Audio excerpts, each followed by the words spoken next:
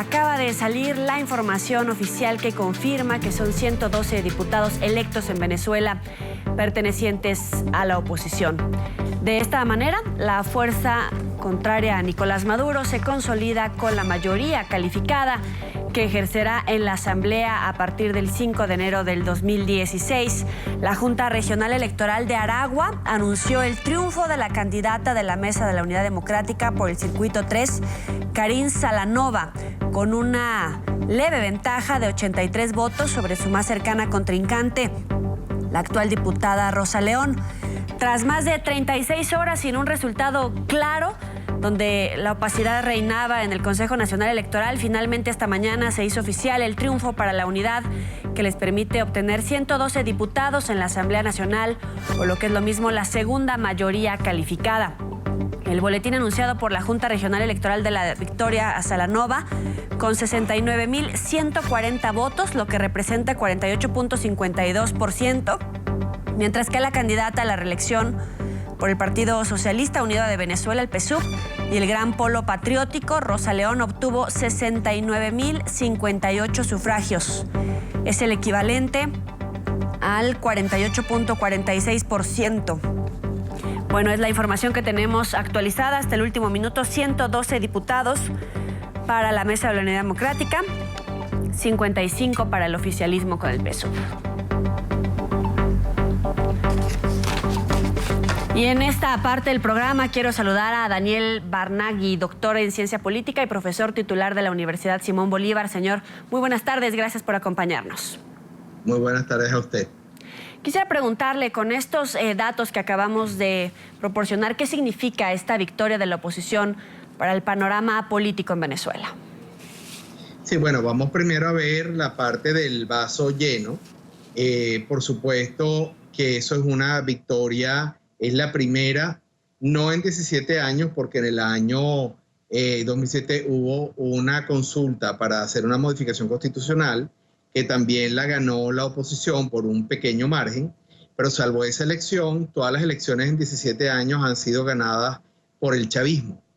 Esta victoria tan poco esperada y sorpresiva, pero obviamente que se celebra muchísimo en el país, significa que uno de todos los poderes del Estado revierten su condición ideológica de un sistema socialista y que es gobernado por, digamos, una suerte de panfletos políticos, que es el primer plan socialista y el segundo plan socialista, hacia un parlamento que estoy muy seguro que va a exigir gobernar y hacer las leyes a través de la Constitución de la República Bolivariana de Venezuela, que en cierta forma había quedado un poquito de lado porque todo lo que se estaba haciendo en la mayor parte de las instituciones públicas del país era lo que estaba contenido en estos dos documentos que son medulares para entender el chavismo, el primero y el segundo plan socialista. Así que es una victoria extraordinaria que por supuesto nos hace felices, a mí también, pero que yo tomo con alguna cautela y que seguramente en los próximos minutos hablaremos de la parte del vaso que está un poco vacía. Pero en todo caso, ¿el chavismo estaría ante el canto del cisne, por mencionarlo de alguna manera?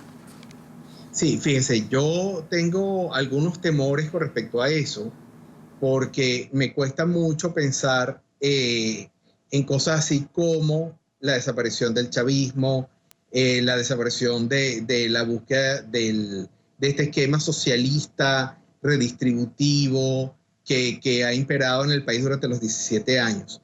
Lo que sí creo que ocurrió es un golpe que tiene que ver con varios elementos que hay que analizar con mucho cuidado. Uno, y principalmente, nosotros tenemos que entender que esto fue una victoria para la oposición como un voto castigo a la increíblemente mala gestión económica que ha tenido el presidente Maduro. Es una gestión que ha llevado a la totalidad de los ciudadanos venezolanos a unas situaciones realmente de temer por la vida, por la falta de medicamentos, de insumos, de productos, las inmensas colas, la escasez. Pero es un voto castigo en el plano económico. El extinto presidente Chávez sigue omnipresente, se le usó permanentemente en las elecciones, en la campaña electoral, pero no por ello, no porque se tiene fracaso para ellos muy obvio, significa que ya se terminó el gobierno chavista, se terminó el chavismo, se terminó el comunismo en Venezuela, porque bueno, eso no es verdad. Lo que hay es un nuevo balance de poderes políticos, de poderes públicos, donde al menos uno de los poderes va a ser independiente de todos los demás. Yo creo que es la forma como hay que leer este triunfo. Ahora, se habla de la posibilidad de referéndum revocatorio del presidente de la República. Sin embargo, pues hay varios escalones que tendrían que pasar para poder llegar a este triunfo. Estarán obligados a recoger las firmas del 20%. En el referéndum tendrían que superar los resultados alcanzados en su momento por Nicolás Maduro. ¿Qué tan viable a corto plazo es esta posibilidad, por lo menos antes del 2019? Fíjese, el real temor que yo tengo no es ese punto, si bien es un punto de mucho interés que ya le voy a comentar. La preocupación es lo que va a ocurrir desde hoy hasta el día de la proclamación de la nueva asamblea, porque la actual asamblea tiene alrededor de un mes para hacer una gran cantidad de cosas que no tienen contrapeso en otros órdenes institucionales. Uno podría pensar, por sentido común, que una asamblea saliente no va a entorpecer una asamblea entrante, pero esa no es la lógica del chavismo. Entonces, si esperamos, y quiero ser optimista, esto va a funcionar institucionalmente hasta que tome la nueva asamblea, en ese momento yo pienso que sí se va a activar el referéndum revocatorio.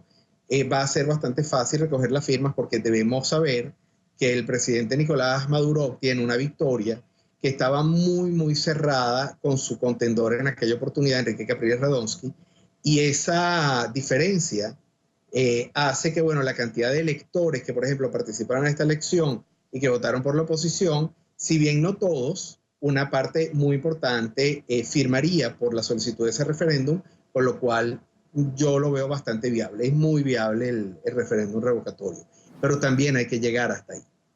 Ahora, la oposición tiene varias líneas que tiene que avanzar para también de alguna manera capitalizar su poder político rumbo a las elecciones presidenciales. En este orden de ideas, ¿cuál sería la prioridad para la oposición? ¿El tema económico, la ley de amnistía, el propio referéndum? ¿En qué orden van? Fíjese, yo soy un académico y respondo desde mi perspectiva, que es esa. Para mí, la principal prioridad, aunque todas tienen igual peso, igual importancia, pero la principal es la económica. En Venezuela se perdieron totalmente las reglas del juego económico. Hay una canibalización al principio de la propiedad privada que ya todo el mundo conoce. Hay al menos 4 distintos tipos de controles de cambio que generan un sistema económico altamente corrupto y que hacen, o sea, la consecuencia de esa corrupción es la escasez de productos, incluso de servicios, en la población venezolana. La razón de la victoria es la pésima situación económica que estamos viviendo en el país. Los profesores universitarios ganamos un sueldo, incluso en los niveles más altos de los escalafones, que no alcanzan para comprar ni siquiera un tercio de la canasta básica de alimentación. Si eso es así, imagínense el resto de los profesionales, de los empleados administrativos, de las personas que tienen trabajos, digamos, un poco más modestos. Simplemente la situación se hace invivible desde el punto de vista económico. Yo creo que desde el punto de vista pragmático, si esa asamblea quiere anotarse una victoria temprana, tiene que ser la reformulación de las reglas de juego económico en este país. Ahora, Nicolás Maduro, si bien reconoció los resultados, no reconoció la responsabilidad de su administración por la falta de abastecimiento de los alimentos, la crisis económica, la crisis social, incluso la crisis de seguridad que atraviesa. ¿Qué mensaje se puede tomar de esto? Sí, eso es una mala señal en cuanto a que yo entiendo que como está adjudicándole la responsabilidad del fracaso a una gran cantidad de factores externos e incluso internos del país, va a haber una resistencia importante de hacer un cambio en la reconfiguración de los poderes en el futuro cercano. Me preocupa mucho que hace muchos años el presidente Chávez fue el último político venezolano que asumió su responsabilidad en un conjunto de acciones que luego tuvo que incluso reversar. no el rumbo. El rumbo del expresidente Chávez siempre fue hacia el establecimiento de un socialismo radical, de un comunismo bastante ortodoxo, al estilo más bien quizás stalinista. Pero él tuvo el buen tino de reconocer en ciertos momentos algunos errores que se cometieron e intentar llevarlos un poquito para atrás como para dar la impresión y generar algún grado de confianza y luego arremeter de una manera mucho más profunda. En este caso, ese reconocimiento no existe. Si ese reconocimiento no existe, es poco probable que el presidente Maduro comprenda que en realidad esto es un voto castigo, esto es un voto en contra de su gestión. No es un voto que tenga nada que ver con ningún factor externo, sino exclusivamente con unas malas decisiones económicas que, por cierto, no se iniciaron con este gobierno, se iniciaron hace muchísimos años en el gobierno del presidente Chávez, pero él es el que está cobrando. Entonces, el presidente Chávez, bueno, se murió quizás, bueno, por razones muy dolorosas para algunos, para muchos, pero él tuvo, digamos, la posibilidad de delegar en su sucesor, que sea este sucesor el que cobrara pues, los éxitos y los fracasos, y esto fue un rotundo fracaso. Ahora, siguiendo en ese orden de ideas, señor Barnaghi, Nicolás Maduro no aceptó la responsabilidad de todos estos temas que usted ha mencionado. Sin embargo, el diario ABC hace una reseña respecto a que la fuerza militar ejerció su poder sobre Diosdado Cabello para no sacar al ejército el día de la jornada electoral. ¿Hay una tentación de sacar al ejército en este periodo de tiempo? ¿Podría estar esa sombra del militarismo en las calles? Fíjese, es muy importante aclarar que la historia republicana de Venezuela es una historia esencialmente militar y militarista. Incluso en los 40 años del llamado periodo puntofijista, que es de 1958 hasta 1998, militares en muy altos rangos también participaron de una manera muy discreta y muy velada, quizás muy poco conocida, en algunas decisiones de naturaleza política.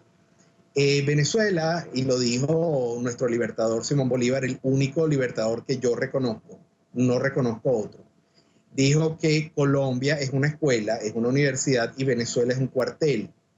Entonces, esa tentación es omnipresente.